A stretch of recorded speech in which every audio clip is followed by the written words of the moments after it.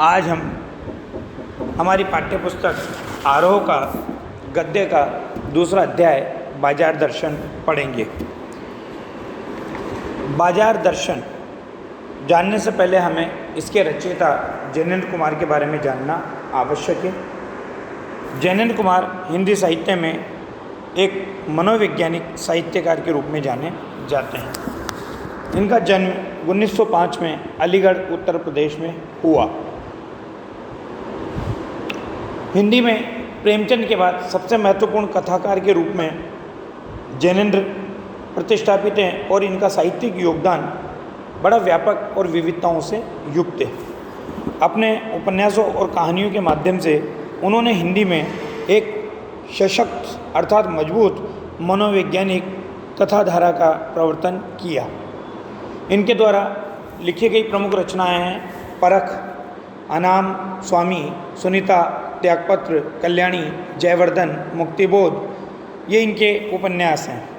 वातायन, एक रात, दो चिड़िया, फांसी, नीलम देश की राजकन्या, पाजेब इनके कहानी संग्रह हैं। और प्रस्तुत प्रश्न, जड़ की बात, पूर्वोदय, साहित्य का श्रेय और प्रेय, सोच विचार, समय और हम ये इनके विचार प्रदान निबंध हैं। इन्हें इनकी रचनाओं के ऊपर साहित्य अकादमी, भारत भारती और पद्म भूषण जैसे पुरस्कारों से सम्मानित किया गया। परख और सुनीता उपन्यास के बाद 1937 में प्रकाशित इनका जो त्यागपत्र उपन्यास था, उस त्यागपत्र के माध्यम से ही ये एक मनोवैज्ञानिक उपन्यासकार के रूप में प्रतिष्ठापित हुए। इसी तरह खेल, पाजेब, नीलम देश की राजकन्या, अपना अपना भाग्य, तत्सत जैसी कहानियों को भी इनके कालजयी रचनाओं के रूप में मान्यता प्राप्त हुई है। ये कथाकार होने के साथ साथ एक गंभीर चिंतक के रूप में भी रहे हैं। बड़ी सरल और अनौपचारिक शैली में इन्होंने समाज, राजनीति, अर्थनीति एवं दर्शन से संबंधित गहन प्रश्नों को सुलझाने की कोशिश की है। अपनी गांधीवादी चिंतन दृष्टि का जितना सुंदर, सुष्ठु एवं सहज उपयोग वे जीवन जगत से जुड़े प्रश्नों के संदर्भ में करते हैं, वह दूसरे रचनाकार में बड़ा दुर्लभ है। यह इस बात का सबूत पेश करता है कि गांधीवाद को उन्होंने कितने गहराई से हृदय में ग्रहण किया है। अब बात करते हैं इनके द्वारा प्रस्तुत ये जो वैचारिक निबंध है बाजार दर्शन, जिसमें मूल रूप से उपभोक्तावाद और बाजारवाद का प्रस्तुतिकरण किया गया है। कई दशकों पहले लिखी गई ये रचना आज वर्तमान समय में भी सुसंगत दिखाई देती है कि बाजार प्राचीन समय से लेकर आज तक किस तरह से व्यक्ति को अपनी ओर आकर्षित करता है। इसमें इनकी गहरी वैचारिकता देखने को मिलती है। जैनेन्द्र के द्वारा लिखा गया ये लेख इस बाजारवाद और उपभोक्तावाद की मूल अंतर्वस्तु को समझाने के मामले में बड़ा बेजोड़ है। इन्होंने इस रचना में अपने परिचितों, मित्रों से जुड़े हुए अनुभव बताते हुए बाजार की जो जादुई ताकत है, जो हमें अपना गुलाम बना लेती है, उसका चित्रण किया है। अगर हम वास्तविकता यह है कि अगर हम अपनी अपनी आवश्यकताओं को ठीक ठीक समझकर बाजार का उपयोग करें तो हम बाजार का लाभ उठा सकते हैं। लेकिन अगर हम ज़रूरत को तय नहीं करते और बाजार चले जाते हैं तो बाजार की जो चमक दमक होती है, जो बाजार का आकर्षण होता है, वो हमारे मन में असंतोष, तृष्णा और ईर्ष्या से हमें घायल कर देता है। और जब हम असंतोष, तृष्णा और ईर्ष्या से घायल होते हैं तो हम सदा के लिए बेकार हो सकते हैं। इसी मूल भाव को जैनेन्द्र ने अनेक तरीक़ों से यहाँ पर समझाने की कोशिश की।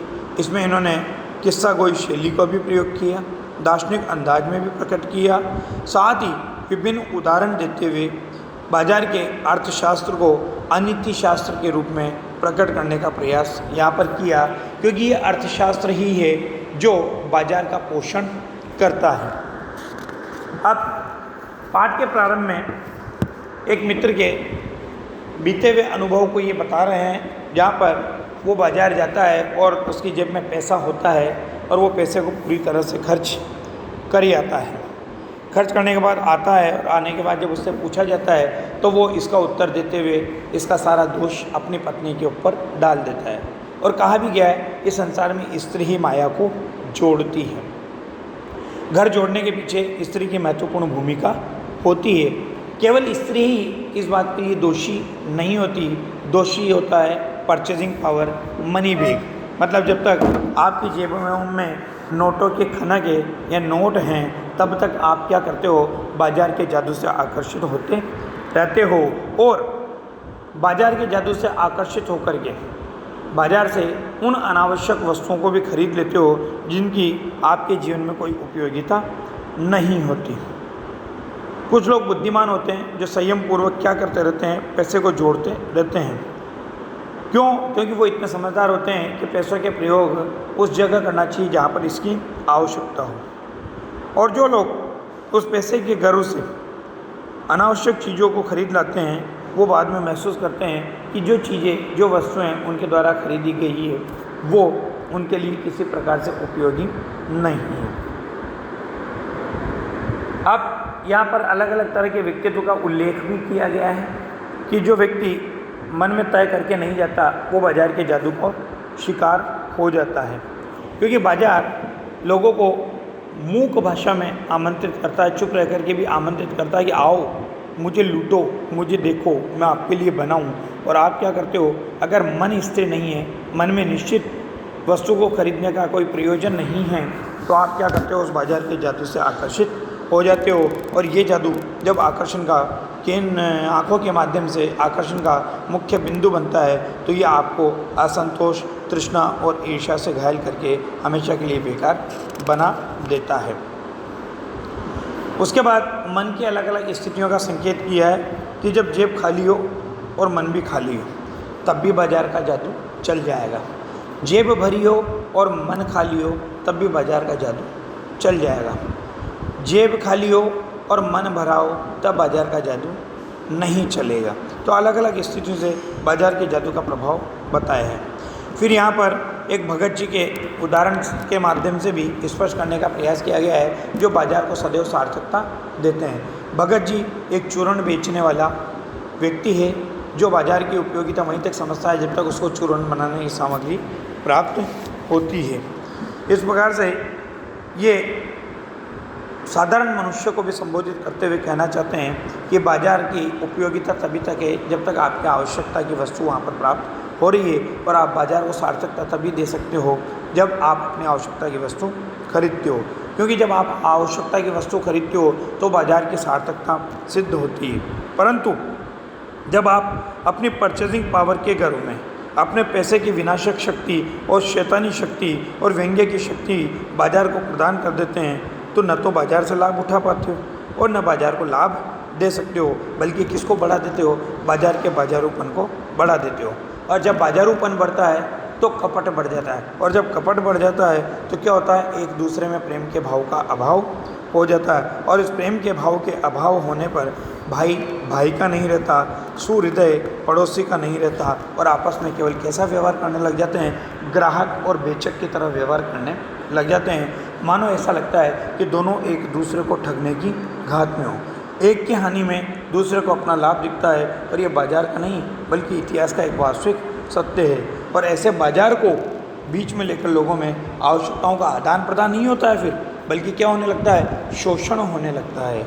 तब कपट क्या होता है, सफल हो जाता है और निष्कपट इसका शिकार बन जाता है। तो ऐसा बाजार मानवता के लिए विडंबना है और ऐसे बाजार का पोषण करता है। उस शास्त्र को क्या कहते हैं, अर्थशास्त्र कहते हैं। और ऐसा अर्थशास्त्र लेखक के दृष्टिकोण से बिल्कुल औंधा शास्त्र है, मायावी शास्त्र है, ऐसा शास्त्र है, अनीति शास्त्र है जो मानव को छल कपट का शिकार बनाता है। ये इस पाठ का मूल भाव है जो मैंने आपको स्पष्ट किया। अब बात करते हैं पाठ के बारे में। लेखक क्या कहते हैं, बाजार का वास्तविक स्वरूप प्रकट करते हुए या बाजार का आकर्षण जो व्यक्ति की आंखों के रास्ते उसके मन को पीड़ा पहुंचाता है उसको प्रकट करते हुए क्या कह रहे हैं, देखिए। अपने दोस्त के अनुभव को बताते हुए कहते हैं ये कि एक बार की बात कहता हूँ, मित्र बाजार गए तो थे कोई एक मामूली सी चीज़ लेने, पर लौटे तो एकदम बहुत सारी चीज़ें उनके पास थी, बहुत सारे बंडल उनके पास थे। तो लेखक ने कहा, मैंने कहा ये क्या? तो बोले ये जो साथी, यह जो अर्थात पत्नी, क्योंकि बाजार के जब भी कुछ खरीदने की बात आती है तो पत्नी की ओट ले ली जाती है और पत्नी की महिमा को प्रकट कर दिया जाता है। उनका आशय था कि ये पत्नी की महिमा है और उस महिमा का मैं भी कायल हूँ। क्यों? क्योंकि लेखक स्वयं भी उसका शिकार है कि पत्नी को अगर लेके जाते हैं तो एक से अधिक वस्तुएं खरीदने में आती ही है। आदिकाल से इस विषय में पति से पत्नी की ही प्रमुखता प्रमाणित होती है कि प्राचीन समय से आप देख लो, पत्नी ही बाजार की वस्तुओं को खरीदने में महत्वपूर्ण भूमिका निभाती है और प्राचीन समय से यही बात प्रमाणित है कि औरत जाती है तो वस्तुओं का क्रय ज़्यादा होता है। और ये व्यक्तित्व का प्रश्न नहीं है बल्कि स्त्रीत्व का प्रश्न है। स्त्री माया न जोड़े तो क्या मैं जोड़ूं? अरे स्त्री गलत नहीं है, खरीद रही है क्योंकि उसे घर बनाना है, उसे घर बसाना है, घर को घर का नाम देना है, घर को सार्थकता प्रदान करनी है। परंतु जब पुरुष के ऊपर आरोप आता है तो उसका दोष किसको दे देता है? स्त्री को दे देता है। फिर भी सच सच है और वो ये है कि इस बात में पत्नी की ओट ले ली जाती है, यानी पत्नी का सहारा ले लिया जाता है। इसके मूल में व्यक्ति भूल जाता है कि पत्नी महत्वपूर्ण है या नहीं है। इसके मूल में महत्वपूर्ण लेखक किसको मानता है? परचेजिंग पावर, यानी खरीदने की शक्ति, जो किसके दम पर आती है? मनी बैग के दम पर आती है। कि अगर आपकी जेब में मनी है, आपकी जेब में पैसा है, तो आपके शरीर में क्या होती है? पैसे की गर्मी या एनर्जी होती है जिसको आप इस संसार को दिखाना चाहते हो। तो क्या कहा? उनका आशय था कि ये पत्नी की महिमा है, उस महिमा का मैं भी कायल हूँ। आदिकाल से इस विषय में पति से पत्नी की प्रमुखता प्रमाणित होती है और ये व्यक्तित्व का प्रश्न नहीं है बल्कि स्त्रीत्व का प्रश्न है। स्त्री माया न जोड़े तो क्या मैं जोड़ूं? फिर भी सच सच है वो यह है कि इस बात में पत्नी की ओट ली जाती है। इसके मूल में एक और तत्व की महिमा सविशेष है, वह तत्व है मनी बैग, अर्थात पैसे की गर्मी या एनर्जी। पैसा पावर है, पर उसके सबूत में आप पैसे का पावर कब दिखेगा? जब आपके आसपास मालटाल जमा हो, लोगों को दिखाई दे तो ऐसा लगता है कि बहुत पैसे वाला व्यक्ति है, क्योंकि आपके बैंक में पड़ा हुआ पैसा किसी को दिखाई नहीं देता। तो पैसे का पावर दिखाना है, समाज में प्रतिष्ठा पानी है, तो लोगों की धारणा, लोगों की मानसिकता क्या बन चुकी है? लोगों की मानसिकता बन चुकी है कि बाजार से सामान खरीदो, लोगों को दिखाओ तो आप सम्मानित या प्रतिष्ठित या धनवान व्यक्ति माने जाओगे। पैसा पावर है, पर उसके सबूत में आसपास मालटाल जमा न हो तो क्या वह खाक पावर है? पैसे को देखने के लिए बैंक का हिसाब देखिए, पर माल, असबाब, मकान, कोठी तो अनदेखे भी दिख जाते हैं। पैसे की उस परचेजिंग पावर के प्रयोग में ही पावर का रस है। लेकिन नहीं, लोग संयमी भी होते हैं। ऐसा नहीं है कि सारे ही व्यक्ति एक जैसे होते हैं। कुछ लोग संयमी भी होते हैं जो पैसे का दुरुपयोग नहीं करते। वे फिजूल सामान को फिजूल समझते हैं। वे पैसा बहाते नहीं हैं बल्कि बुद्धिमान होते हैं। वो बुद्धि और संयम पूर्वक वो पैसे को जोड़ते जाते हैं और जोड़ते जाते हैं। वो पैसे की पावर को इतना निश्चय समझते हैं कि उसके प्रयोग की परीक्षा की उन्हें दरकार नहीं है, कि वो उसका प्रयोग करके उसका देखना नहीं चाहते। वो पैसे की पावर को इतना निश्चय समझते हैं कि उसके प्रयोग की परीक्षा कि उन्हें दरकार नहीं है। दरकार अर्थात आवश्यकता नहीं है कि पैसे का प्रयोग करो तो दिखेगा। बस खुद पैसे के जुड़ा होने पर उनका मन हमेशा गर्व से भरा फूला रहता है। मैंने कहा ये कितना सामान ले आए? तो मित्र ने सामने मनी बैग फैला दिया और कहा ये देखिए सब उड़ गया, अब जो रेल टिकट के लिए भी पैसा बचा हो। मैंने तब तय माना कि और पैसा आता होता तो और सामान आता। वह सामान ज़रूरत की तरफ देख कर नहीं आया, अपनी परचेजिंग पावर के अनुपात में आया है। लेकिन ठहरिए, इस सिलसिले में एक बात और महत्वपूर्ण है। अब लेखक किसको बता रहा है और जिसे नहीं भूलना चाहिए उसका भी इस कर्तव्य में बहुत कुछ हाथ है। वो महत्व है बाजार। बाजार का महत्व क्यों है? क्योंकि बाजार का जो आकर्षण होता है, आज हमारे यहाँ कहा जाता है शोरूम, वस्तुओं को इतना सुंदरता से सजा करके रखते हैं कि कोई बेहया बेशर्म व्यक्ति हो जो उनकी सुंदरता को देख करके आकर्षित ना हो, क्योंकि जब वो आंखों से दिखता है तो आंखों के रास्ते उसका जादू उसको असर करता है और उसका मन उसको पाने के लिए लालायित हो जाता है। लेकिन ठहरिए, इस सिलसिले में एक और भी महत्व की बात है। महत्व का तत्व है जिसे नहीं भूलना चाहिए, उसका भी इस कर्तव्य में बहुत कुछ हाथ है, वह महत्व है बाजार। मैंने कहा ये इतना कुछ नाहक ले आए, नाहक अर्थात बेकार। तो मित्र बोले कुछ न पूछो, बाजार है कि शैतान का जाल है। बाजार को शैतान का जाल क्यों कहा?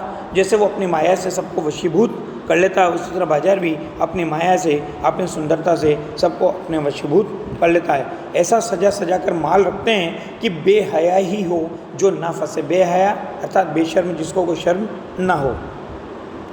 मैंने मन में कहा ठीक, बाजार आमंत्रित करता है। देखो महत्वपूर्ण बात आ रही है कि बाजार आमंत्रित करता है कि आओ मुझे लूटो और लूटो, सब भूल जाओ, मुझे देखो, मेरा रूप और किसके लिए, मैं तुम्हारे लिए हूँ। नहीं कुछ चाहते हो तो भी देखने में क्या हर्ज है। देखो बाजार अपने शब्दों में नहीं बोलता, लेकिन मूक रूप में ये बात बाजार प्रकट करता है, जिसको लेखक ने अपने शब्दों में यहाँ पर प्रकट किया है। अजी आओ भी इस आमंत्रण में यह खूबी है कि आग्रह नहीं है, क्योंकि आग्रह का भाव हो तो फिर आप तिरस्कार करोगे उसका।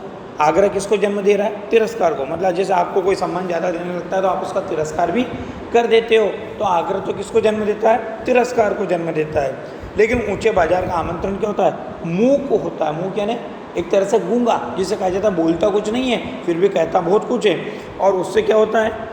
चाह जग जाती है, और चाह का मतलब इच्छा जगती है, और इच्छा का मतलब क्या है? अभाव। अभाव का मतलब है कि निश्चित रूप से आपके जीवन में उस वस्तु की कमी है, तभी उसको पाने की चाहत आपके मन में जगी और आपने बाजार से वो वस्तु खरीदने का प्रयास किया।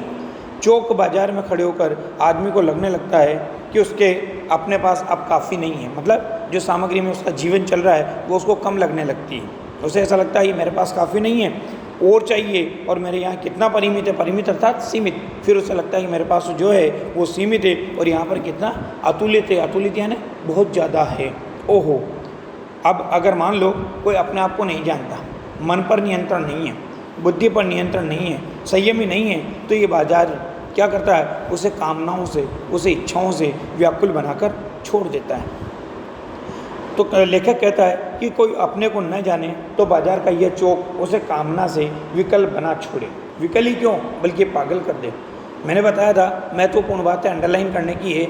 असंतोष, तृष्णा और ईर्ष्या से घायल करके मनुष्य को सदा के लिए बेकार बना डाल सकता है। बाकी बाद में।